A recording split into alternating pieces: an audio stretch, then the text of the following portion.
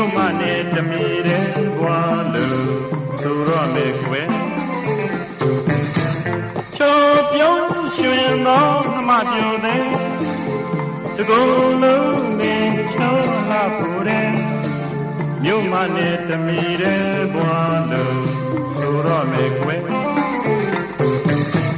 အမောက်ကလေးတသနဲ့မြောက်လို့ပေးတာမဟုတ်ကွယ်အမောက်ကလေးတသနဲ့မြောက်လို့ပေးတာမဟုတ်ကွယ်ရင်စကားနဲ့မြင်လိုက်ရတာ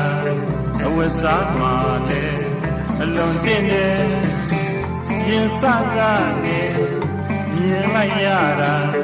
အဝတ်စား